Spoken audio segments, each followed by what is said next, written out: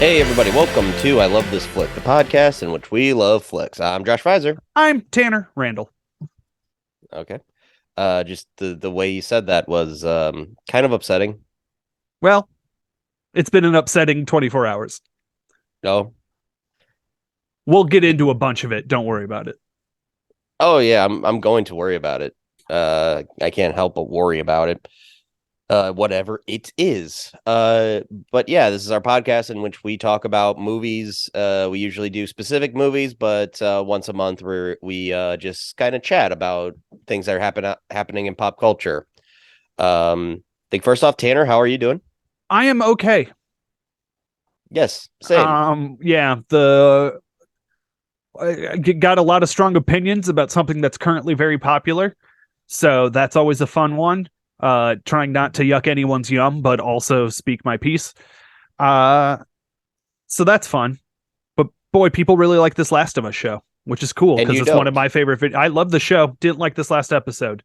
I see. Here's the thing. There's a piece online I've been meaning to read that has an analysis from a queer perspective that's negative about that episode. So It closely aligns to my thoughts and right. my general concerns for the entire show.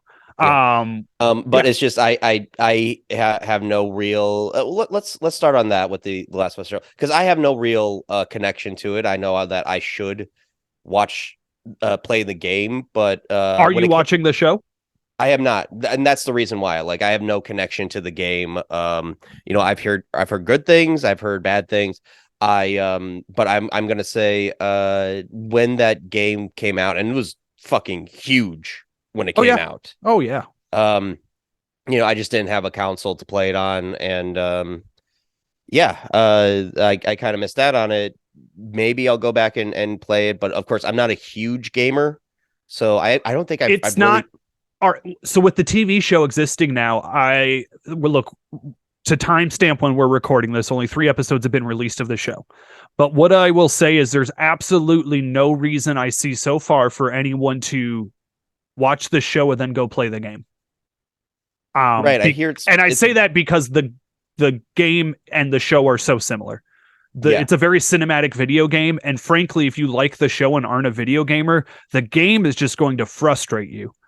Because there's going to be the video game stuff where you have to like that's hide from going to be. enemies, and that will annoy you. But literally, the dialogue for most scenes is verbatim the dialogue from like it is line for line unchanged from the video game.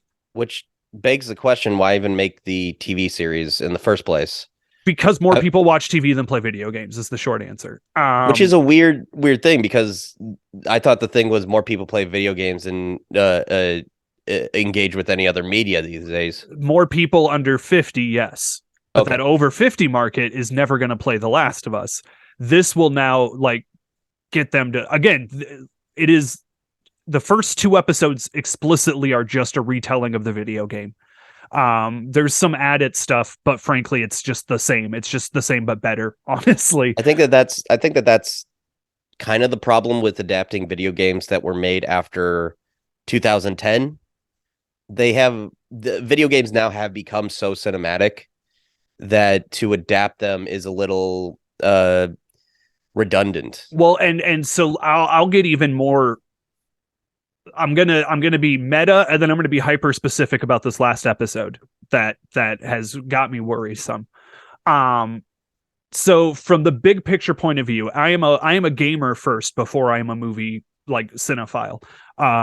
Now we're talking like a 52% and 48% split for my love. Like it is, they're Right. very close to equal, but I like video games more just as a storytelling device. The reason I like video games more is because video games are more of an active form of storytelling than movies are. You have to actually do things. Mario doesn't jump and get to the princess. I jump, and then the character on screen reflects what I do, and then he gets the princess, and I have more ownership in that. Now, obviously, I can disassociate myself from video game characters, The Last of Us being the best example. I would comfortably say The Last of Us is my favorite video game. The first one is my favorite video game. I find the main character to be the villain of this story that we're all about to experience. I find Joel to be a horrendous, terrible human being who I really struggle to sympathize with, even though it keeps trauma porn dumping onto me. Um, Everything in his life goes so bad, so that's why he behaves badly. Doesn't work on me. There's no justification for the actions he takes. And you see that in episode 1 of the show where he just like murders a dude with his bare hands, right? Like the show is about violence and if violence is ever okay. And the short answer is it's kind of not. Um, Other than to kill monsters. And the monsters rule. They're so good. But I'm actively making those decisions in the game. So when I beat the game, I'm left with difficult moral decisions or whatever, right? Like I have to sit with I did all this stuff, even though the game is one track. You can't like there's not like choice. It's not Grand Theft Auto. Oh, really? You have to just do the things to progress the game. It's you Now, go see, down a hallway and you shoot people.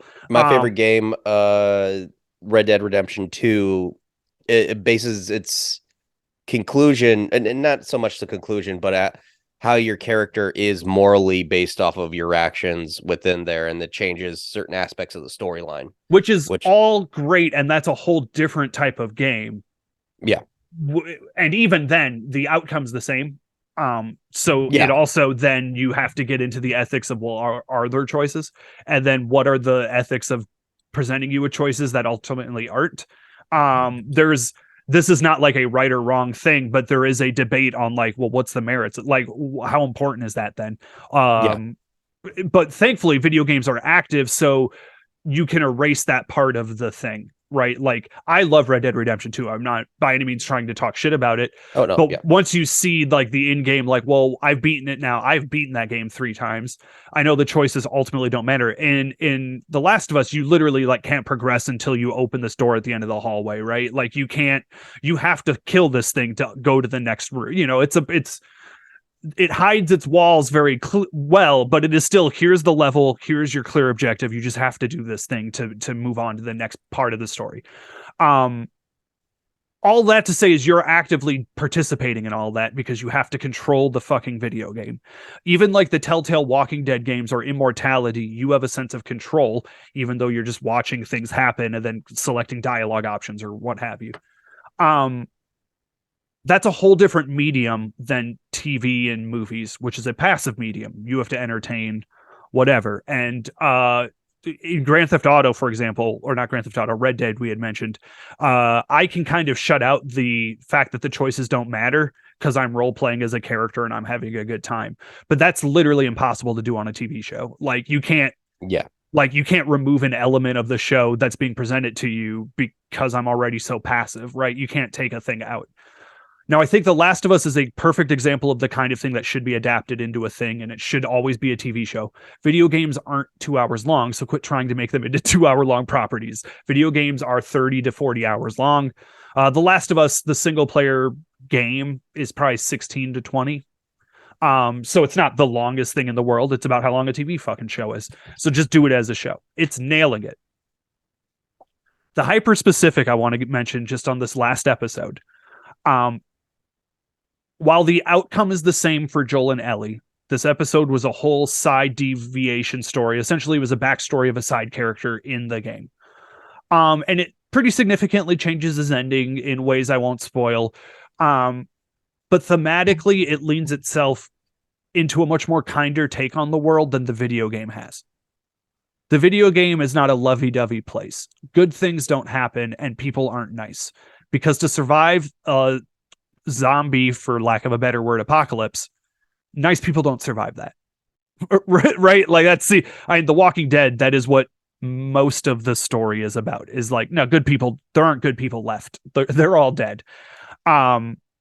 I feel like that muddies some of the bigger themes of how shitty the world is, because this episode was nice. And I'm trying to not do a detailed specifics, both for the game and the thing, but I felt like this episode was too nice, is the nicest way I will vaguely talk about this thing. Right. The game is much less nice about this character in this segment, and I think it's better because of it. You think the show is better because of it? No, I think the game right, okay. is better And I think that what the game does reflects the main characters better than this reflects upon the main. It just has me worried now if this one thing changed this early in the thing, even though I hear very little has changed between the book and the whole run of the show, or the game and the whole run of the show. This one thing I think would thematically change some stuff at the end of it so significantly that I think it will justify like male rage. Like I think this comes away from people who are like, no, Travis Bickle's a good guy though, right? Like Right. he's right. Like I'm really worried that this changes my view of the main character who is an absolute monster into, oh, he's going to be like pickle ricked. Like there is going to now be a group of people who are like 100% justified in what he did. Like no, Yeah. oh, he was just defending his people, right? Like only good guy is a bad guy, or only bad way to stop a bad guy with a gun is a good guy with a gun. Like it's going to go too into that, and it's going to really piss me off. So I'm worried. I am now Right. worried. Okay. Yeah. And yeah. Anyway, Yeah, that episode sounds like one it and sucks. two and three are amazing. Like three is an amazing piece of storytelling. It's a perfect hour long. You don't even need to watch episode one and two to watch episode three. Like it is a self-contained story of two people in the apocalypse that has almost nothing to do with the main plot. Um, and it's a great piece of storytelling. But from adapting the material, now I'm locked onto like, I think this fundamentally changes a big thing Right. thematically Yeah. in the story, and I'm worried. I'm worried. Okay. Yeah. Going Watch for it. your thing about apocalypse stories having to, it is a more or less complicated morally, these things. I mean, but I think I personally like how the Mad Max series kind of goes, in how it handles it. First movie, he loses everything and then becomes the monster that he says at the beginning he's worried he's becoming. Two, he ends up helping people, mostly for his own gain, but he does stop and helps people and kind of gets fucked over, uh, By everybody. by everybody. It's why it rules as a movie. Yeah. And then you get Thunderdome, where he, helps a bunch of orphan kids. And then Fury Road, where, he does have the thing of like, I have to be selfish. I'm trying to get out of this. And then it's just like, Let's not forget the first half of Thunderdome is him getting fucked over by both Tina bandits Turner. and like politics and like Yeah. middle management and upper management. Like it is also all him getting fucked over until he finds children. Children are Yes. innocent and aren't fucking you. Yeah, it's great. Except for that Yeah. one feral child. He fucked everyone over. Fairchild didn't He was fuck people feral. over. He didn't know what he was doing. It's not No, his fault. But he yeah, he was just an wanted to unruly hang out little with turd. Max in the truck. Um anyway, And is the narrator of the second. God, that second movie is crazy. I love it so much. it's amazing. It's fucking awesome. All the Mad Max movies are fantastic. It's like George Miller's a great filmmaker or something. Yeah, I still haven't seen the Genie movie. It's on my to watch list this week. I'm Yeah, excited. it's one of those things where it's unfortunate, that it didn't get enough, but it probably got as much as it needed. It's just it wasn't a movie that people were really interested in seeing. Or I don't here's a complicated topic that I think gets simplified too much, is like, how do we get people back into theaters to see movies that aren't the franchise fare at this point, because Well, people do want to see them. it's tough because they're also two franchises that are not the main ones we normally talk about, but people like this was a really phenomenal year for movies, and like Top Gun is still making money. Top Gun Yes. has been in theaters since like May, and Yeah. it's still in theaters doing a good job. And Avatar is on its way to being the highest grossing movie of all time. Like it's gonna keep going, and people are gonna keep going. Like it's got the legs that it's insane how much people are going to the theater just not to see Disney movies.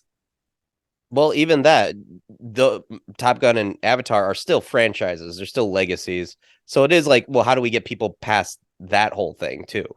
Like, how do people go to movies for go to movies that aren't franchises or that aren't action oriented or family oriented. Yeah, and it's change your expectations. I mean, it's just you're never gonna get, Tar is not gonna be in the amount of theaters that those other movies are gonna be in. It's a difficult thing because, like, I think like Tar did about as well as that kind of movie is supposed to do in theaters. The 10,000 Years of Longing, that's about how good that kind of movie should do. Like, that's just it. Yeah, it would be great if it would make more, but funny thing about capitalism, we're all driven by that whole more, more, more. I don't know. Did it need to make more money? Well, and yeah, I totally. Well, it's kind of the thing that bugs me about what I hear most about Avatar is yes, the great visuals, but also like it made so much money, and that's it. Those are the only two topics that I hear when it comes to the new Avatar movie. Um, so it's just and Scorsese said it was like a couple of months ago being like, well, why do we even care about the box office as much as we do? Like, and this is a guy from the 70s where a movie like his could make a bunch of money. Um, but and I'm not even talking about box office. I'm talking about people going to the theater to see these movies. And I do think like, the marketing for Babylon and the release for Babylon, I think is part of why it failed is because that movie should have had a limited a limited release and then a wide release, not a wide release just out the box. Like everything everywhere all at once. Part of the reason that that was such a huge success is because of word of mouth. Almost the entire reason. Word of mouth. It had a limited run, and then it was just. I saw the advanced early run. It Yeah, ruled. yeah, yeah, and then and I saw it when it was quote unquote released wide. I had to go to Iowa City. It wasn't here, and then a couple of weeks later, it was here. Um, so I think there's a thing about releases that way um that I think help a lot, and that's why I felt like part of the reason people didn't go to see Babylon, and also it's a divisive movie, which is what it's supposed to be. Well, um I think what doesn't help anybody, and this is my general world thoughts in general, is there are just too many, or there are not enough in the way that we only have so many goddamn IPs that keep getting turned into big budget action movies. There's only so many theater chains. And without the yes, competition, a lot of the theater experiences suck now. I know I have very few good experiences at the theater in the town you currently reside in. When I lived there, I had more bad experiences than good ones. yeah, Um, I've had some, and not like terrible, but like, I remember when seeing Doctor Strange there, the first one, they had the lights on the entire time, you know oh, more and than one movie I sat in a theater there with the lights on the whole yeah. damn movie. Yeah, I mean, I've had good experiences too, but those are mainly because of the movie. They're not because of the experience I had. The Waterloo one, is actually very good. The Cedar Rapids one is fucking amazing. Um, Correct. it's But we they're got a all one chain, right? That's all. Yeah, it's You're all all Marcus Marcus, theaters, right? and I don't think Marcus as a chain is terrible. I think that they, that they have different things. I mean, like I was able to see Glass Onion, but I had to go to Cedar Rapids. It very much seems like a region thing because Cedar Falls is a smaller college town, you know, very family oriented. So most of the movies are going to be family oriented. Well, and Um, Marcus is creeping up here, but otherwise we're AMC and I live in Minneapolis, so I have a lot more theater options than you do. Locally, like I can find an art house theater. Like I have like in those within available. 30 miles. Oh, within 15 minutes. Yeah, Honestly, my city is set up very well to get anywhere I want to go. It's great. Um, but beyond that, the big chains where you would go see a normal fucking movie, it's just the AMC and Marcus. Those are the two. That is mostly what the theaters are up here. yeah, Um, but like when they're programming those theaters, you're tied into all the other deals that AMC has made, right? Like AMC has deals with Disney to like, it has to show these Marvel movies for so many like screens, right? Like it has to be on a percentage of, like, just some of these contracts are just absolutely insane between them. But if we had more smaller theaters, more independent theaters that weren't tied into chains, I think that's how we would, like, that's the fix to this is, and it's a stupid thing because it's expensive. More people just need to open up their own private theaters. Like, Yeah. a thing like the New Beverly, or like, and that should become more and more important because we have Yep. more and more old movies that should be shown on a big screen. Yeah, I go to try to make it a film scene. I even bought tickets to see John Milius's Dillinger with Warren Oates on 16 millimeter. It's gonna look very shitty, and I love it. But yeah, I mean that's kind of the closest thing we have to an independent theater, aside from like the small town theaters. I grew up in Charles City. We have a theater, a one screen theater there, that used to be this historic hotel that burnt down. So it's become a historical landmark. So it's going to be there for a long time. Um, I also went to just recently, a friend got bought me a ticket to go with him to see Joe Bob Briggs in Burlington, Iowa. The theater there is fucking fantastic. They're advertising, screenings. This was in October for Halloween, Lost Boys, Trick or Treat. It is there are independent theaters, but like what I was saying, like my Charles City one, that one mainly plays, like, it has to play the big movies, and Yeah. it has to play stuff that is specifically for not only kids but or young adults, but um has to play for the older crowd because the older crowd is going there, and that means a lot of shitty Christian propaganda movies that get shown there. So Did you know God's Not Dead or God's is it Not Dead not? 2? Was he also God's Not Dead, colon, atheism is destroying the world? The God's Not Dead, colon, The Search for Curly's Gold. Yeah. Yeah, but if I had my like and on a micro level, I'm trying to set up a regular movie night here at a bar, which I'm gonna try to heavily say, hey, wear a mask. That would be best for this situation.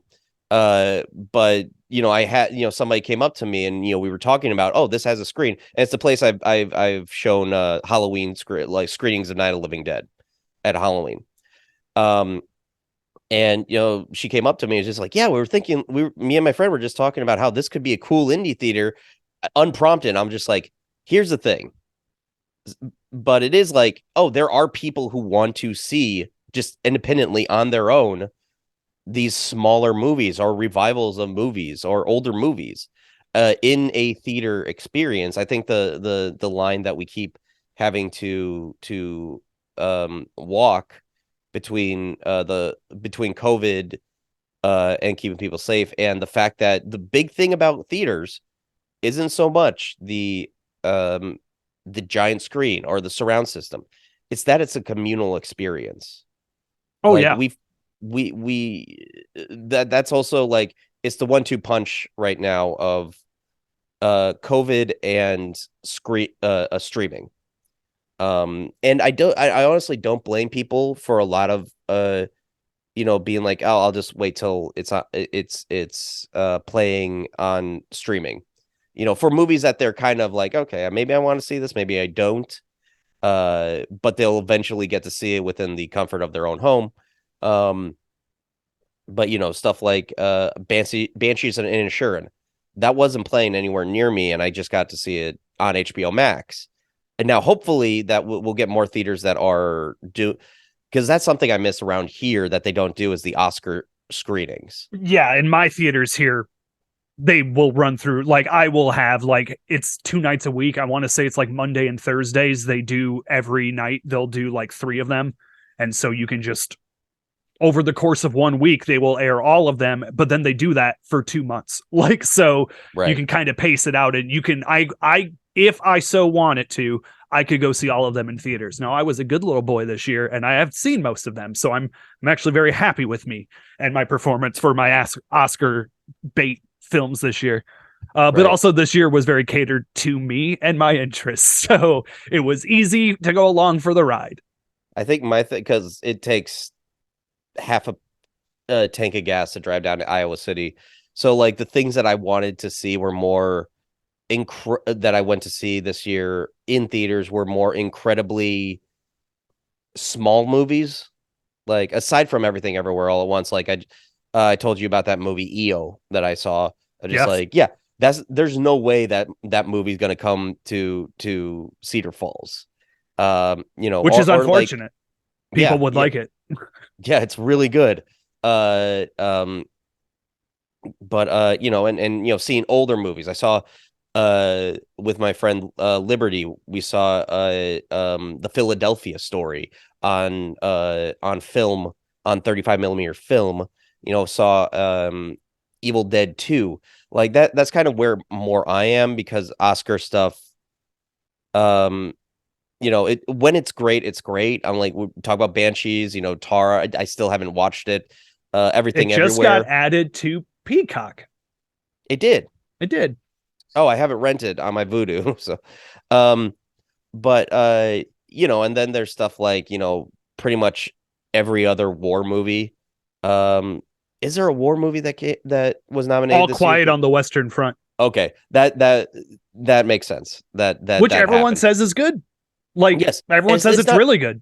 it's not a judgment on the quality of war movies. It's just the fact that, let's face it, if any kind of movie screams Oscar bait, it's a movie about World War I or World War II. Also, as anyone could probably assume, I'm not too keen on watching a war movie, so I have not watched that one, and I Yeah. probably won't, honestly. But I hear it's I good. No judgments. I need to watch Dunkirk and 1917. Like those are the two ones I'm like, I really should Only watch war those movie movies. I'll watch is 1941.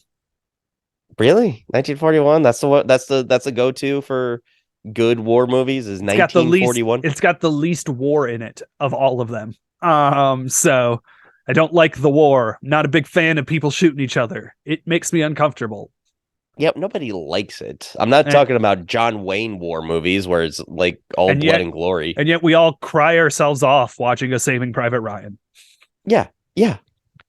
He was the last son, and they say like the entire thing. You know what? You know what, Tanner? You know what, Tanner? Anyway, We're from Waterloo. I mean, we where can be a what? little bit more cynical Yeah, about them telling the Sullivan story. but it's not the Sullivans. Yeah. Um, but let's move on to another thing that we're going to get pissy about. The fact that they're taking off. Uh, they're taking off of HBO Max three fantastic animated DC shows: Justice League Unlimited, and Batman the Brave and the Bold. This is just another weird thing of like, and this is we're recording this on January 30th. Apparently tomorrow James Gunn is going to have a big announcement of what they're going to be doing with the DCU. This is going to be released as a video, right? Yes. Okay. What Who was gives that? a fuck? Yeah. It's if it's hard to trust Warner Brothers doing anything with DC when they keep throwing away Yeah. everything. And this is like, we're talking like the Justice League show from the early 2000s that followed like the Batman the Animated Series. Like it's Bruce Timm, like Yeah. but it's beloved classic cartoons that are finished No, that they this might be own. controversial, but I'm going to say I think the Justice League as an entire series is better than Batman the Animated Series. That's I don't agree, but I can respect that as a statement. Like I can't argue it. I love Batman the Animated Series. It is baffling that let's keep in mind they also got rid of like 60% of the Looney Tunes that they owned, which was Yeah. literally the reason I bought the app, was to have access to the entirety of Looney Tunes. That's worth a subscription fee to me. Is I will pay for Looney Tunes. I love Looney Tunes.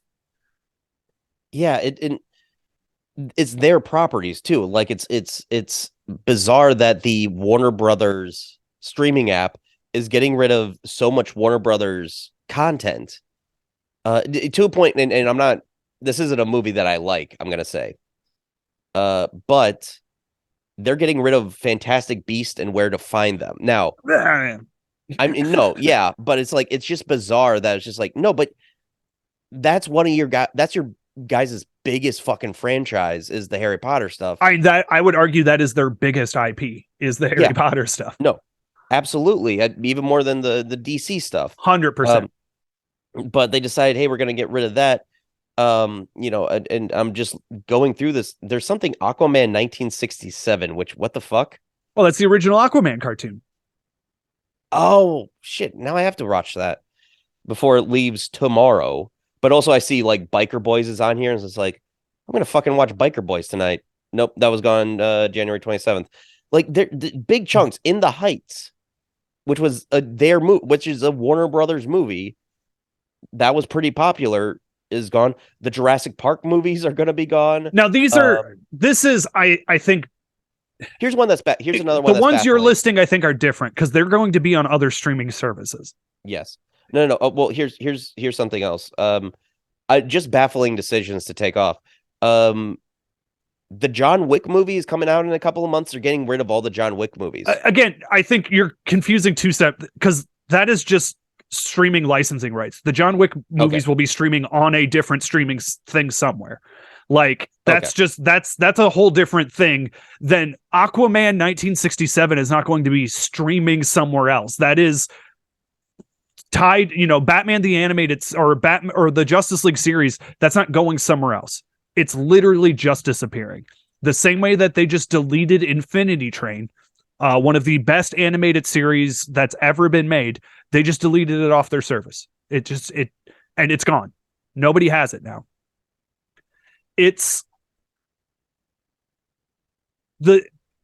I don't understand how expensive it can cost to maintain a server that has that information on it. Like it blows my mind. Now they also canceled Doom Patrol and Titans, and I'm also disappointed in that because those are both canceled. I think both of those shows are very good. And they're not in any way associated with any of the other DC Universe release, so they could just have kept them. Yeah. And well, anyway, before the Frasier songs happen, he was on Doom Patrol and he ruled as Robot Man. Well, he was like saying there was an interview. Well, there was a actor on actor thing with him and Adam Sandler, and he was even like, yeah, it's weird that they're calling this a comeback. I've been doing stuff for the past like 5-6 years, and it's just like, yeah, the fact that like people are just like, oh, Brendan Fraser's back just because of the whales, just like, no, he was in things like Doom Patrol, No Sudden Move, all these different things that you're just like, oh, we just kind of talked about Brendan Fraser. We didn't even like it needed to be he needed to have a prestige, a fat suit movie. I mean, that's Darren like Aronofsky. It's essentially a genre in and of itself. And Eddie Murphy. I appreciate everyone being nice to Brendan Fraser about it. Right? Like I'm glad everyone's cool with him. The movie I hear is pretty unwatchable and bad. Hate the things that I keep hearing are that the good parts are him and and she was in The Menu too. Let me see if I can. I know the exact lady you're talking about too. Yeah, she was also in American, or she was in Poker Face, as well. Yeah, the second episode of Poker Face. Yeah, it's just it's one of those things where it doesn't feel like it bodes well for even James Gunn's DC universe. Where but Warner Brothers just doesn't care anymore about this stuff. Like it's all like, because it's the guy who does Disney Plus, not Disney, Discovery Plus. Yeah, it's not where the money is. Reality TV is cheaper to make and produces more money. Like it's just a better business position now. What I do think is interesting is movie studios, film studios, not these streaming and giant multimedia empires. Film studios are realizing that the streaming model is inoperable as a business. Shocker. I know. Yeah. We can't all be CISO or Quibi. Right? Like it just does not function as a business. Netflix does not make money, no matter how much they lie to you about it. Netflix operates at a loss. No 7 billion people did not watch the newest Netflix series. That's a lie. It's not possible for that many. But if they're all going away, they're gonna refigure out how to do movie theaters again. And They'll that have should to. be or they'll figure out more movie curated streaming stuff, right? Like frankly, if A24 and Neon released $2 streaming sites that had their movies but it was like curated, like for this week this movie is what's available for the, but like it was all the smaller indie kind of studios, I'd be into it. If Legend threw out one of those, at this point I just want movies to, the streaming stuff just doesn't work for an industry, for people to make money, right? Like with, if you just delete a cartoon, it doesn't work. People Yeah. can't make residuals. People can't make careers doing this. So the art being made will get worse because good people can't afford to keep doing it. Yeah. I mean, even if we're just talking about like, even if they did make money, the things that they are doing now, just flat out, Netflix doing this whole like you get 2 seasons, and if it's not the biggest fucking thing in the world, like Stranger Things, then you're gonna get canceled. Or what HBO Max is doing, what we're talking about, which is like just getting rid of, what What's their already done. yeah, getting rid of all their properties that you can't find anywhere else. Um yeah, it brings bad will to the customer. Like I just dropped HBO Max, especially since you just said I was waiting for the last episode of this season of Doom Patrol, and I guess it's not coming. It's been Well, I weeks mean, since that. this season will end. It ends after this season. Yeah. Season Wait, what? 4. Season 4 Yes. is like the current season of Doom Patrol is the final season. But I do believe the finale was like a week ago. Well, I'll have to check because I keep checking, and it's the penultimate. It's the part one of the two-parter that. So maybe I'll have to like one last time check HBO Max to see if it's there. But yeah, I just canceled my subscription. It's going to be gone in a few days.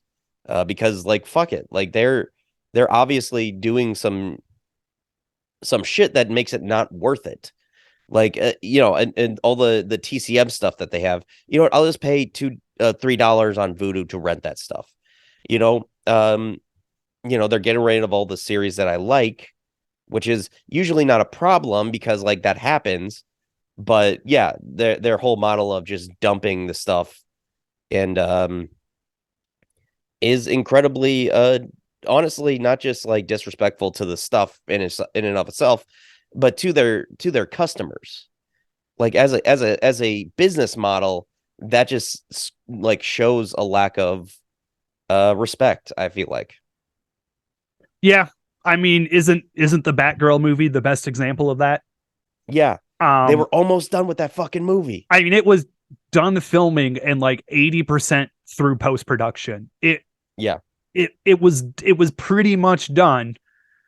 And I look from the test screenings, I hear it was really, really bad. Um, but if history has taught us anything, that people really like bad movies when it comes to the DC universe. Yeah. Because most of them are terrible movies. So like people would have loved it. It would have made money. Even if it was terrible, it would have made a profit. Yeah. Now it has made, apparently it made more money in tax write-offs than it would have made as a release. But the brand damage they did is Yeah. irreparable. Yeah, like And how those we always bots on Twitter, my God, they're going to be so angry. I just, and even with maybe it was a bad movie, but also like those test screenings are, a little wonky in general, like how they're done. or like who Also, goes to them. your lead or your villain in it is probably about to win an Oscar. Yes, So you would that's be able another to say like and Oscar Academy nominated. Award winner Yeah, Brendan Fraser. Like yes. Well, I think he already was nominated for Gods and Monsters at least. correct. But Yeah, he'll probably win for The Whale and like it'll be like just one of those you could have come Academy on, you would have Academy that's Award winner Brendan Fraser, Academy Award nominee Michael Keaton, Academy Award winner J.K. Simmons. Like that's what they got there, and it's just well, I mean, look at the Batman right now. It's getting kind of like also, like oh wow, you got both Colin Farrell and Barry. I keep forgetting how to pronounce his name. Is it Koenig? Koning. Koenig. Um, in this movie, and they're nominated for Oscars. Hey, look, the Batman. Remember when that came out? Watch it again, and you'll see them doing more Also, character stuff. watch Banshees. Barry Koenig's really Yes. good in like No, he's yeah, kind of his I think his that's a given nominee at this point. is surprise his nomination was surprising to me, but also But like a also pleasant not. surprise of like, oh, thank God he got now because he is the unsung like one of the unsung performances in that movie. Yeah, I'm not surprised that Banshees got as much recognition as it did. But yeah, that's one that I was just like, oh, great that he got. Because I think they're in almost every major category. It's my number one. It's truly Yeah, the movie I hope wins Best Picture. I think as much as I love Everything Everywhere at Once, if I'm gonna put money on what is gonna win, it's gonna be Banshees. I think that's like the more I think classy. every actor wins for Everything Everywhere All at Once, though. Yeah, I think Michelle Yao definitely. I think Ke Huy Quan wins for Best Supporting. Just trying to think. I don't know yeah, if Stephanie Shu will, but I hope she does. Yeah, well, I think she's up against some tough competition, but like her category is, I think, the toughest. I think the other two are kind of shoe-ins. But but again, if we're gonna do like Best Supporting, I am kind of thinking the competition is going to be Brendan Gleeson. Oh yeah, but, no, it'll. That's the category that I'm most excited for because it's kind of like they're all performances I love. Yeah. So like, I'm really not going to be upset. You know what? This transitions very well into the Oscars put out their nominations, and it's an actually good bunch of movies. It's hard to be upset this year, which feels good. Yeah. There's no Green Room is always like I hate that's become the litmus test. Green Book. Green Book. If Green Book was nominated for a Green fucking Room. Oscar. Green Room should have won Best Picture. But yeah, it's just like after last year with Coda, which I hear isn't a bad movie, but it's just kind of I don't want to say lesser, but kind of lesser movie than Coda. And as I watched Coda, I have seen Coda. It feels like a Disney after school special more than it feels like a movie.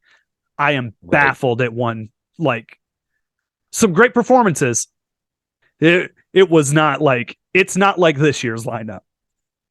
Well, let's go down the list and talk about just this is selection, because usually it's not usually about for me, it's not about individual picks, it's individual movies. It's about like, oh, here's a good representation of what was great about film this year.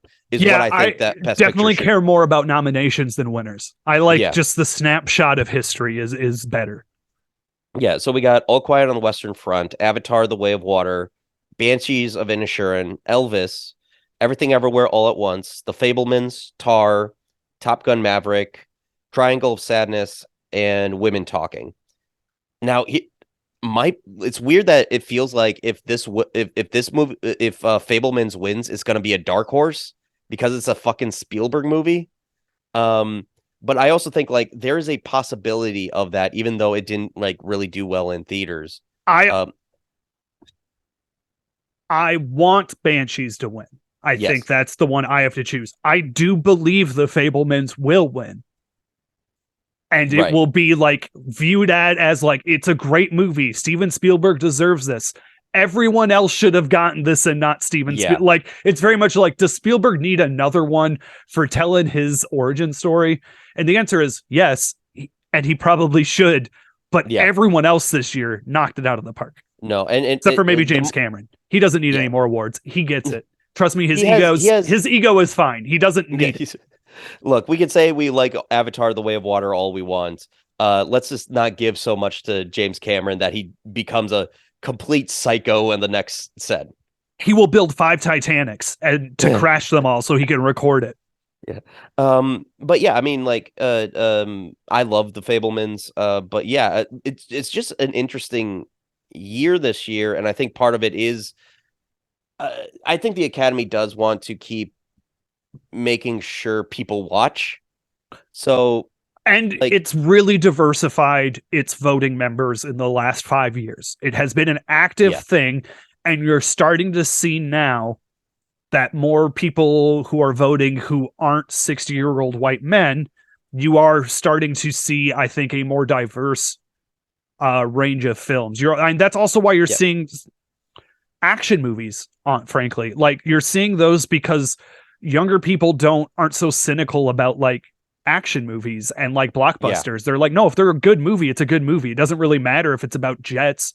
You Like, know, I think the cynicism of like, because we have like the blockbuster of the '90s, and the big thing about like the big poo poo about that was, Tom Cruise and Steven Spielberg, and here we get like Oscars of, Steven Spielberg telling his story and Tom Cruise reviving like his first big role he had. and if you have not watched Top Gun Maverick, it is Tom Cruise's movie. Did he write Yes, it? Did he direct it? No, but he Tom Cruise is that movie. In the yes, same way, all the Mission Impossible movies, he doesn't like write and direct them, but they're Tom Cruise movies. Tom Cruise is, well, he does produce them. Like, he does generally pay for them with his church money. Um, uh, um, but yeah, yeah, even Everything Everywhere All at Once, a movie that I think we were being hopeful when we talked about it. that it would That catch first, on, like that people would be like on board yeah, with it. or even more so, like just the award thing. It's just like, this deserves awards, But yeah, it but can't win. It's a yeah, movie about trying to get a butt plug away from a guy. Like, yeah. there's no way this movie wins. I was I think I felt like I was even being like hopeful when I say like it should win best editing, which if this is like the number one, if that doesn't win best editing, that's, I think, going to be my big like, oh, that was wrong. That Hey, was the wrong the choice. one I said from day one is Kyu Kwan deserves everything, and so far he's winning because Yeah. he's won so many Critics' Choice Awards. He won the Globe. Like, he is dominating. Yeah, but the list of, okay, so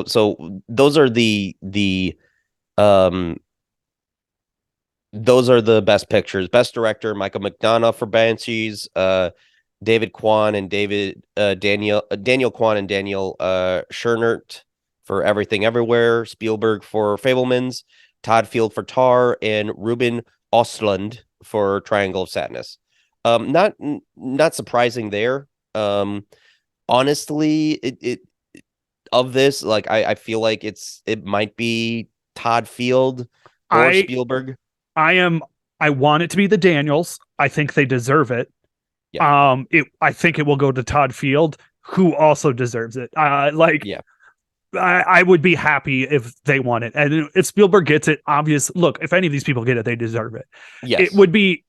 I just don't want Spielberg to get it for this movie. There's just something about it where it's just a little too personal that I'm just like, don't give him his Oscar just because he made a movie about himself. Stop it. I'm going to Stop say it. this.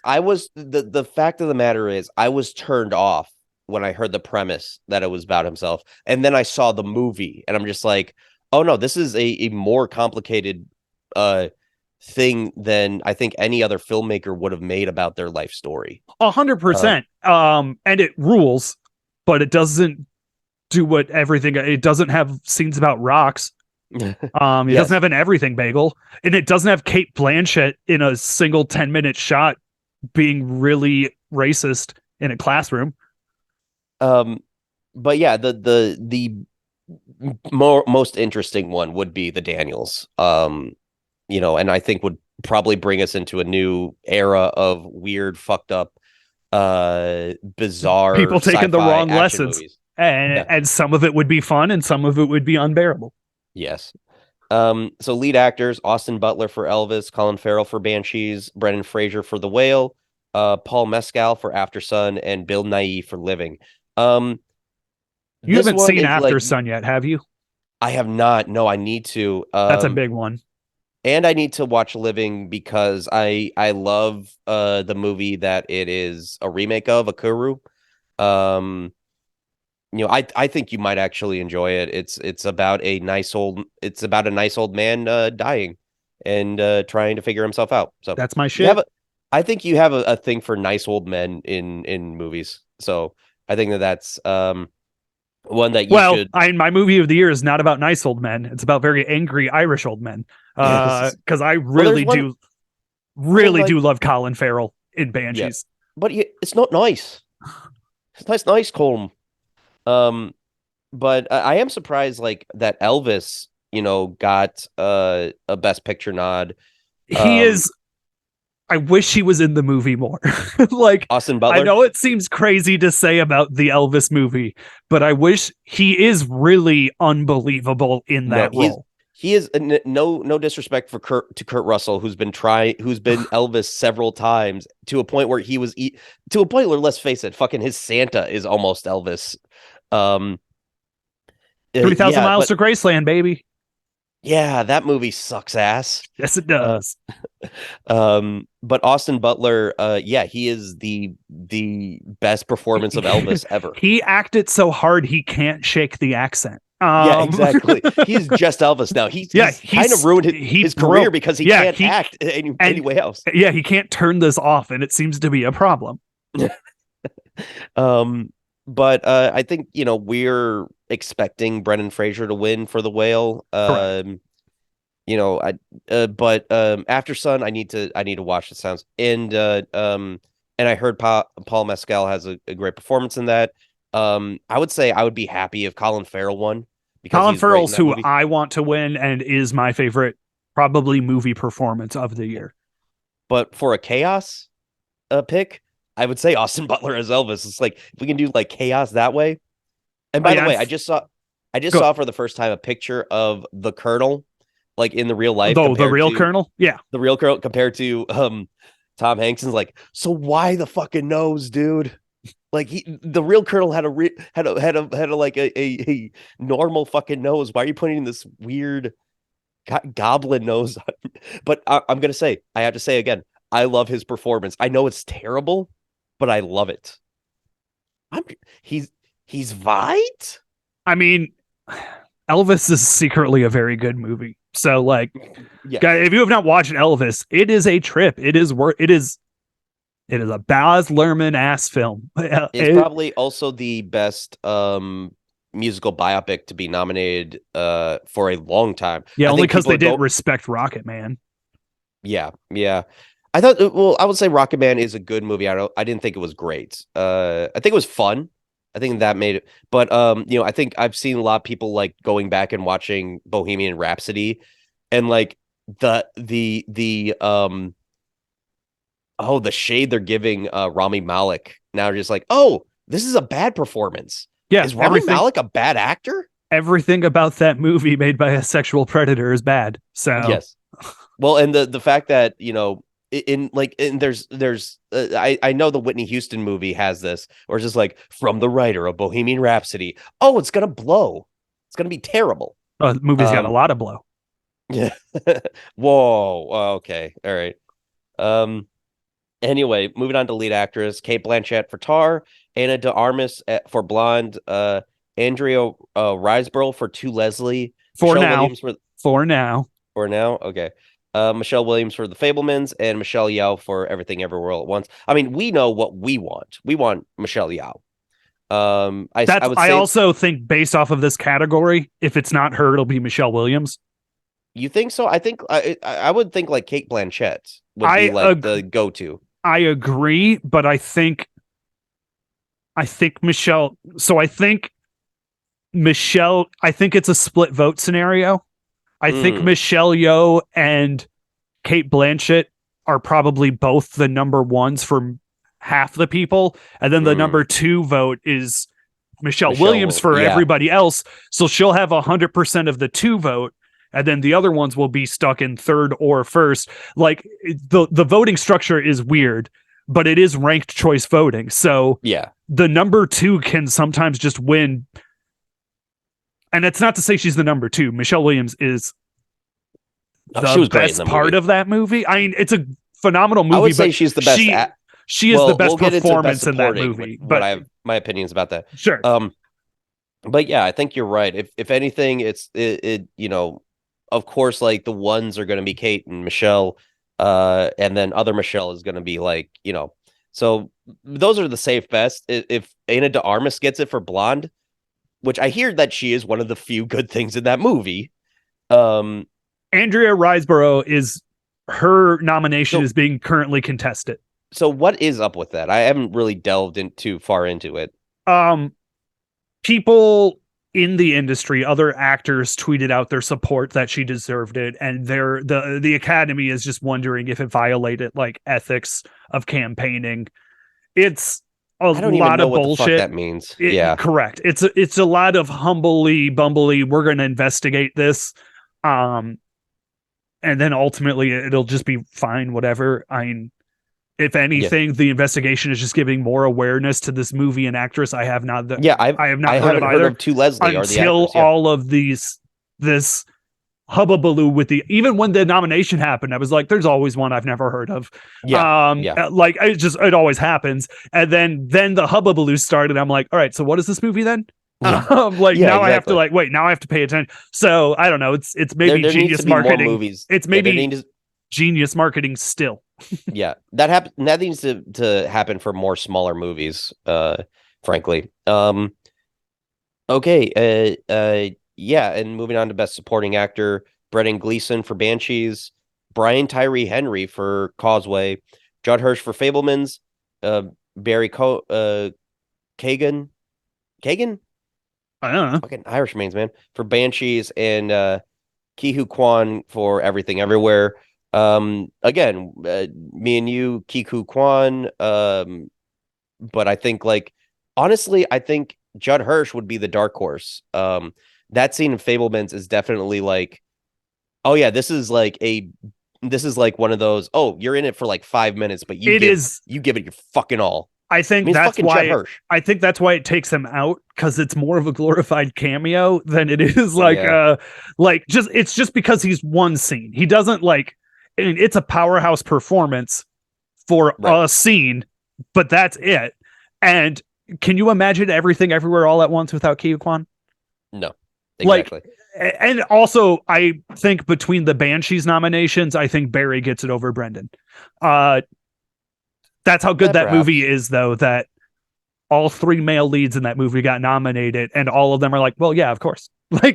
Watch the movie, of course. Hell, even that shitty cop should get nominated. He sucked. And apparently he's plays a shitty cop in all the, not just Martin McDonagh, but his brother's movies as well.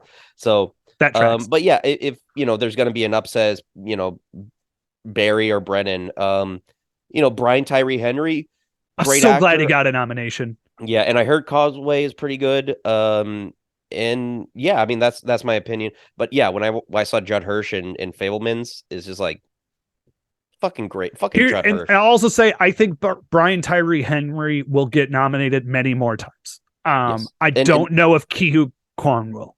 Yeah. Well, and my thing about Judd Hirsch is really fucking old. Maybe they're just like, well, let's give it to him. He's like fucking old. I mean, how many has he won though?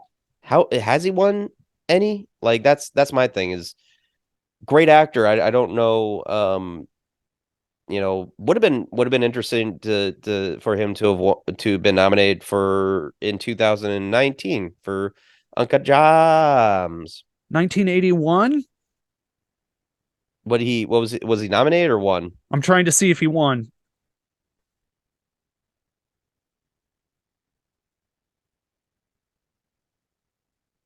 I don't know.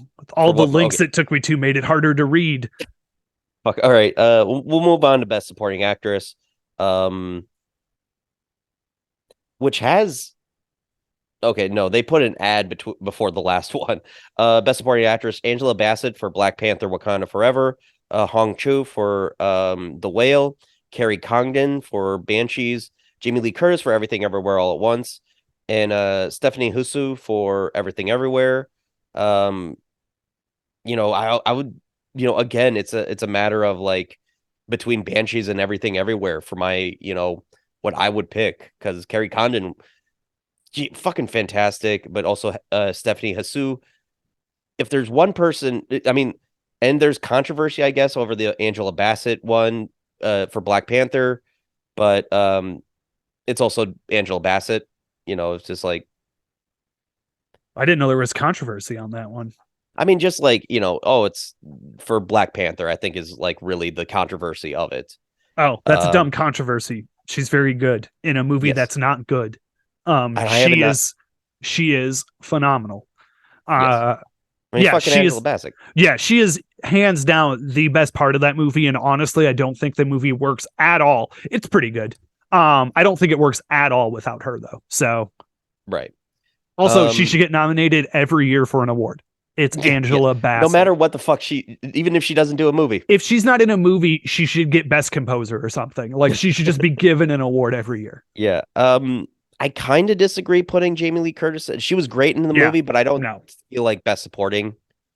No, it Actor. makes me feel bad for women talking, which is literally all supporting actress roles, and like they're all Yeah. really phenomenal performances, and none of Like, them. isn't Frances McDormand in it? Like, yeah. Which Women Talking also again is I feel is a mixed reviewed movie similar to The Whale that got a lot of praise at festivals, and then It's also a movie that's impossible to sell. Yeah. It's a bunch of women, it's a bunch of Mennonite women talking in a barn for an hour and a half. That's the entirety of the movie. It's very funny, it's very dark. But like, how do you sell that? Like, because it's them talking about essentially a rape. So like, it's like, hey, you guys want to watch a bunch of Amish ladies talk about rape? It's very funny. Like, how do you sell that to an audience? I did it poorly, but it is very funny, and you should all watch it. It got nominated for Best Picture for a reason, guys. Yeah. Best adapted screenplay, All Quiet on the Western Front, Glass Onion and Knives Out Mystery, Living. What was that adapted from? Well, here's the thing. Also, Top Gun Maverick and Women Talking. So Living, here's the thing, like, well, Women Talking is a play. So that I Yes. get it. It's adapted. Yeah, Living is a remake of a movie, so but Glass Onion and Top Gun Maverick, those are sequels. Like, that's the thing, is like, is that what we're going with adaptions? Since when has that been a thing? That's weird. I've seen Top Gun a couple times. It does not start with based off of a short story called Top Gun Maverick. Yeah, I mean, it's not like I'm not happy that Glass Onion, but I was just like, shouldn't that be in Best Original? Like, what's the rules on this shit? And also Top Gun Maverick. I'm sorry, I love the movie.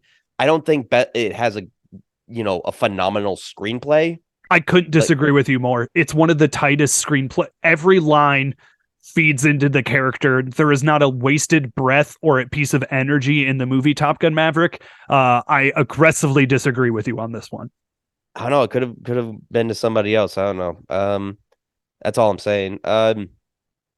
But yeah, I think for this one, I mean, the writing ones are always tough. To like gauge who's gonna win. Like, there's never really any real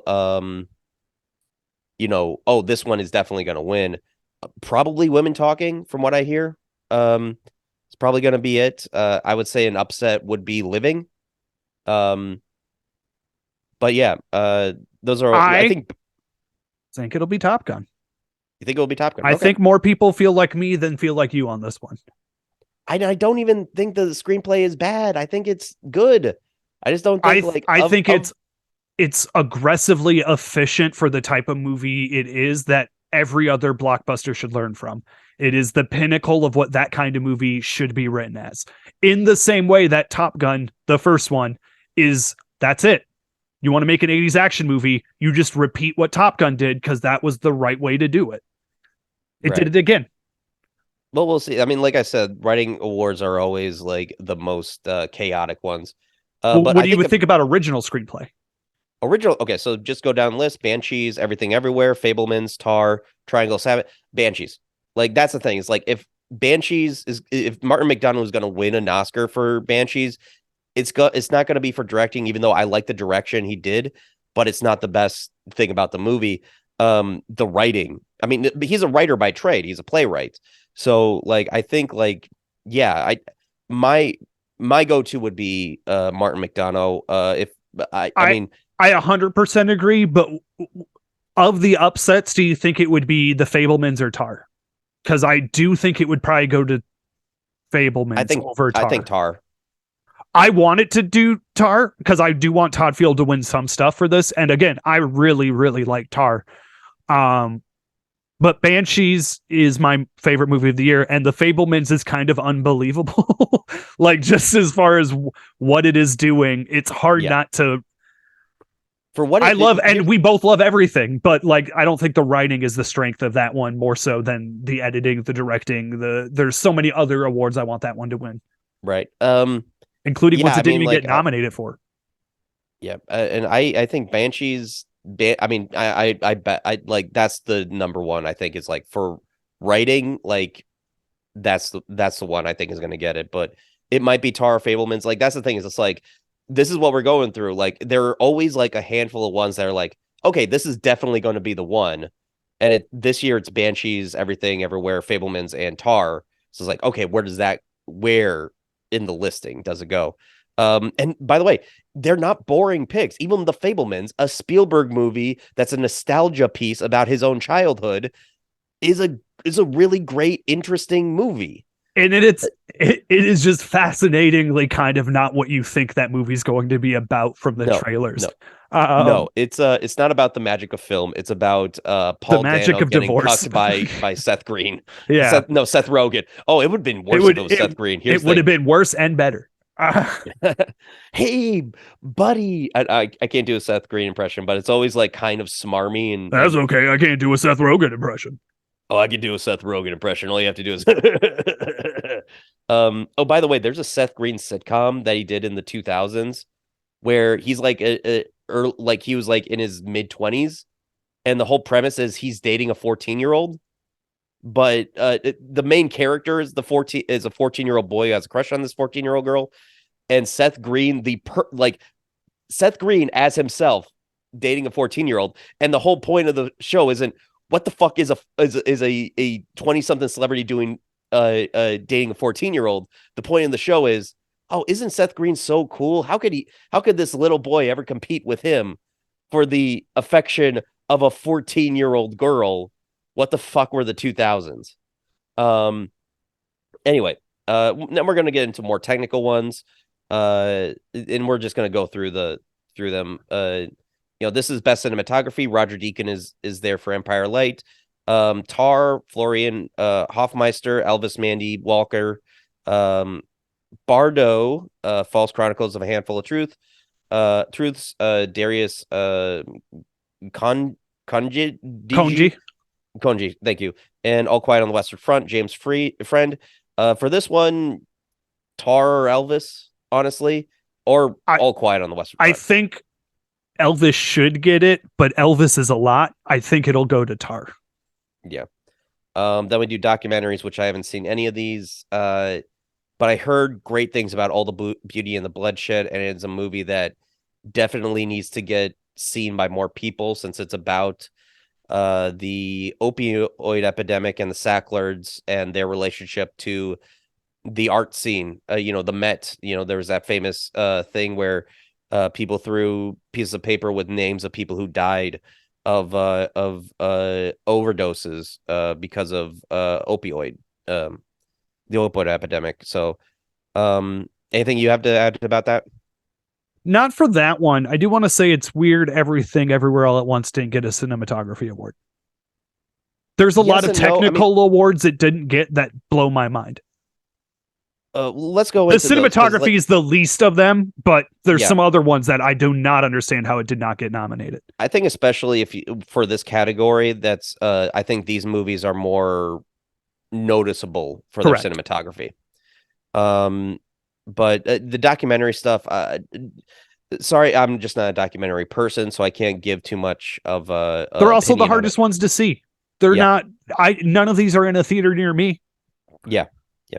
So, best editing, so Banshees, Michael E.G. Nielsen, Elvis, Matt Villa, and Jonathan Redmond. Everything Everywhere, Paul Rogers, Tar, Monica Willie, Top Gun, Eddie Hamilton. For me, it's either Everything Everywhere or Elvis. Like just how fucking crazy those movies are. Like I feel like that's the go. Like that's I what think it it will go. should be. I think it will go to Tar Yeah, for all of the reasons you just said. You haven't seen yeah. Tar yet. I think I it'll go haven't to. seen Tar, but I think I it'll still go to Tar. all right. I still like saying Everything Everywhere deserves I it. would love it if it got it, but you should watch Tar. I know, I know. I need to watch Tar. Tar's pretty well. If of all the awards I want it to win, it is editing. Like that is the one award I want it to win. Oh, but also, okay. So best international feature film. This might I've seen actually one because it actually played, but All Quiet on the Western Front, Argentina. Excuse me, not Argentina, 1985, Close, EO, and The Quiet Girl. I can't give much of an opinion on this either because I've only seen EO. I loved EO. I would be happy if it won Best International, but All Quiet on the Western Front is in Best Picture, so I'm guessing like that's since it probably isn't going to win Best Picture, it's probably going to win Best International Picture. Seems like a safe bet, unless Yeah. people really think it might win Best Picture, and then people vote for EO. But I doubt it. So I think this is the last one I think we should comment on because I don't know how much we can say about anything else on here. But best original song. Uh, definitely shouldn't go to Hold My Hand from Top Gun. That's not a good song. Um, which is unfortunate because that's a legacy of great pop songs in that movie. It's great, but Yeah, it's literally the worst song in the movie, which has a lot of really good needle drops. yeah. But I'm gonna guess it's gonna go to RRR. Oh, undoubtedly.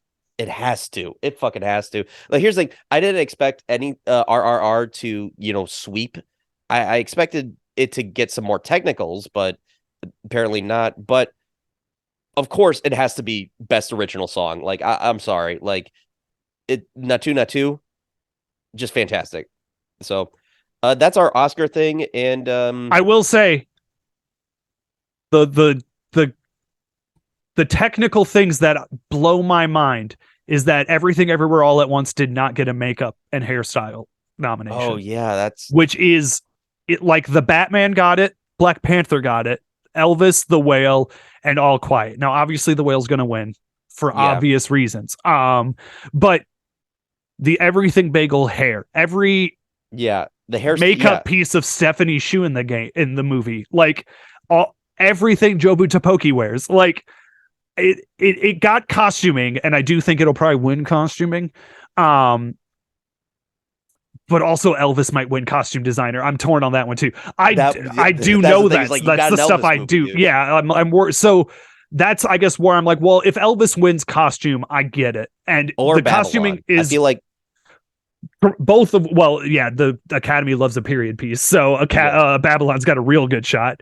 But everything would have been, I think, a shoe-in for makeup had it have been nominated. And I do want to say we did completely skip over my category, animated feature film, because I love my Annies with Guillermo del Toro's Pinocchio, Oh Marcel the yeah. Shell with shoes on, the Sea Beast, the Netflix movie, not a human being watched, Turning Red, which was awesome, and the new Puss in Boots movie, which is unbelievably good. Like It it, sounds like a good roster this year that yeah, I Del think it Toro will win. I want it to be Marcel the Shell because right. I find that movie so deeply moving, and it's not animated like any other movie. Yeah. And I'm just gonna say this. there's no need to have anything else in the best visual effects category. It's going to be Avatar: The Way of Water. Yeah. Like there is no way that doesn't get that uh, award. Like especially since like that's the thing about the movie. Uh, even though like all the nominees, yeah. Again, this year has been like actually interesting. But I will say this: the ultimate thing about these awards is they don't fucking matter. They don't fucking matter in terms of like what's the best one. Well, that's not what it is. And I think it's even more proven this year with the Oscars, the other side of that coin, the Razzies. Oh, a thing I don't pay attention to. Yeah, but I don't either. But this year had specifically a controversy for nominating a 12-year-old girl for worst actress. Did you not hear this? I did. I do not give the Razzies any of my time or attention. I think as a principle, they're bad. No, but that's my entire point is, what when we, but it is the flip side of the Oscars. The Oscars, it has all the prestige and stuff like that, but ultimately it's just a bunch of people saying, "Oh, yeah, I think this is good," or it marks the boxes of what is good. Well, I Uh, just don't think the opposite side of the coin is being mean. but okay, That's all the Razzies is. It's just people being mean. yeah, And the problem is for every movie you shit on, for everything you dunk on, 1,000 people work their asses off to try to make something good. I think just structurally as a thing, the Razzies are but isn't that something we do just in general on our own? A lot of times we'll say, "Oh, this movie is shit." 100%, but we don't get funding or paid to do it. Well, We're that's true. speaking Yeah. our opinion and we're not profiting off of it. And that's where ethics comes in. Okay. Yeah, I just thought it was an interesting thing that's just like, oh, the Razzies have to actually, oh, yeah, this was shit of us. And now I think that they might be thinking about their entire structure of like, oh, we are the most useless award show. And it's not even based off merit a lot of times. It's based off of Jokes, shit jokes. posting. Yeah, and like, oh, I heard this was bad. Well, you didn't actually see it. Though this movie is objectively bad, when um, God, America's Sweetheart. Why can't I think of her name? Speed. Uh, Sandra Bullock? Sandra Bullock. When she went to the Razzies to accept her award for was it All About Steve or something like that? Um, Objectively a bad movie, Yeah. but she was like, "Here, let me give you copies since you obviously did not watch the movie." Which is yeah, they just don't like it's the same thing with how they wrote the uh uh disaster movie or epic movie. It's just like, oh yeah, here's a trailer for something that's supposed to be popular. It's going to come out in like 3 months after we release our movie. Uh, yeah, let's just say do shitty jokes about it. I So was in yeah, my 20s too. I used to be an edgelord shit poster. I yeah, get it, right? Like, but who if you like movies, which is what the pretense of all that is, I don't know. Just seems like you're being mean for the sake yeah, of getting likes. yeah. Well, it's been around since like what, the 80s? Yeah, since before like internet. Yeah, so yeah, it's very unclear like what their whole thing is, and it's just But like, oh, we're gonna it's point out that these movies are bad. it's as Okay, transparent as the Academy or the Globes. And also, yeah, I don't know how any of this works. It seems to just be people throwing stuff at things. I don't fucking know. None of it, good or bad, matters.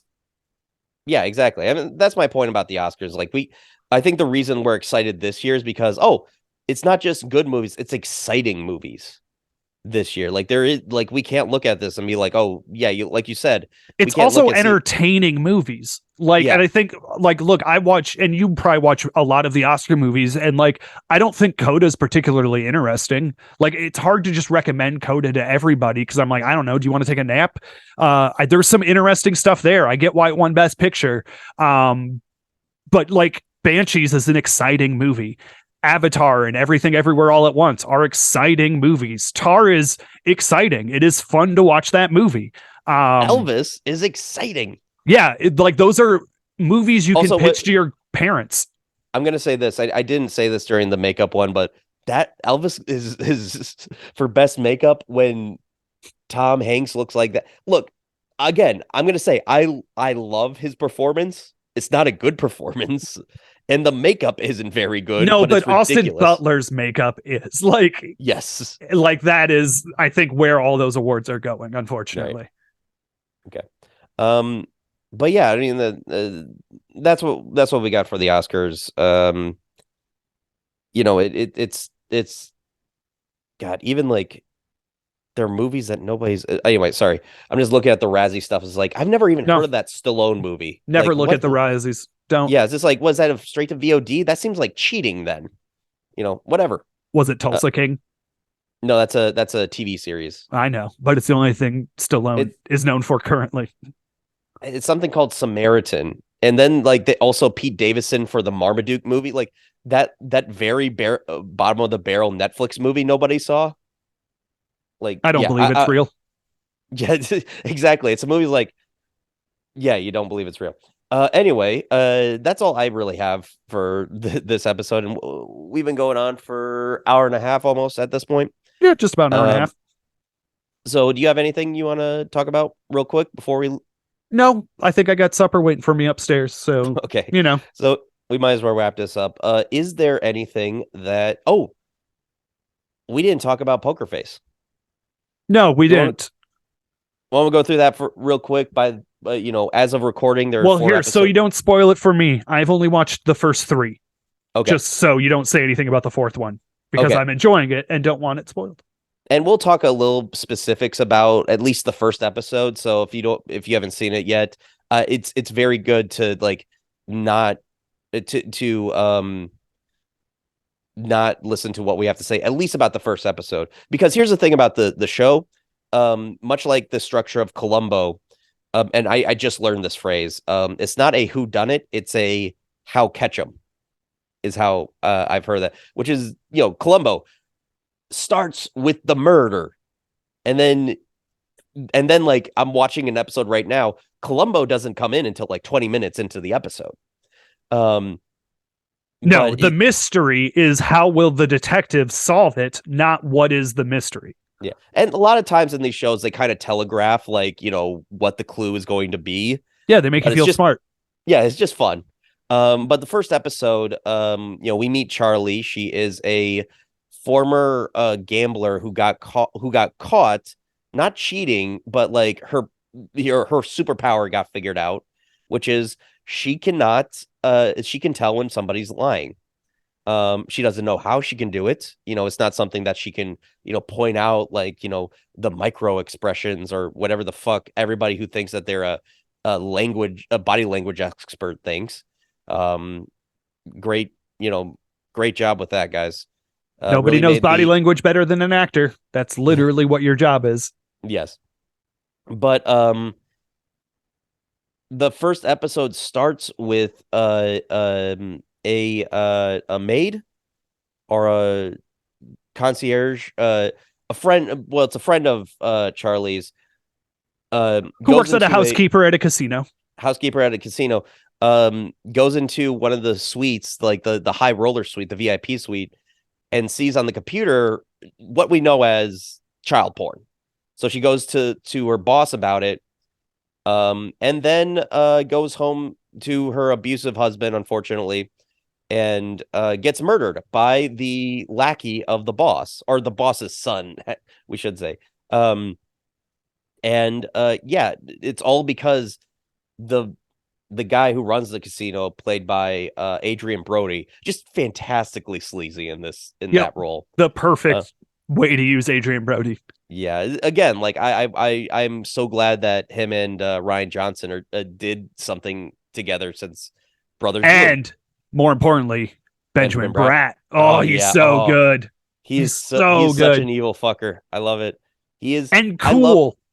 Yeah. He's so Well, cool. I like that's him. that's a great crime trope, is just the guy who gets shit done for the boss, who's just like this ice cold, badass, evil fuck, who just like, yeah, I know what the fuck I'm doing. I know specifically what the fuck I'm doing. He's just good at his job. Man, but yeah, Charlie, they recruit Charlie to tell to try to take this guy for he's a whale in the casino terms. He is a guy who spends a lot of money there.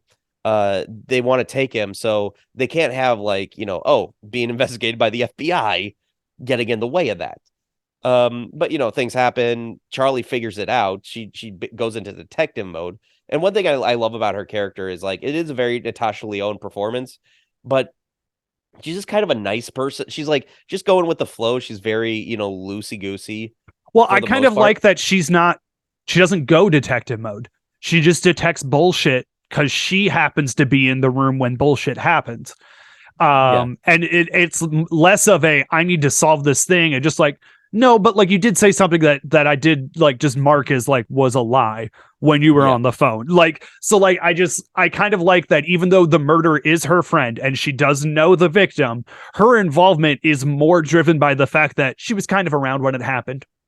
Yeah. Well, that's kind of the structure of the show. So she eventually has to run because Adrian Brody, and I love how they shot this scene. It was kind of seamless for a television show to do this.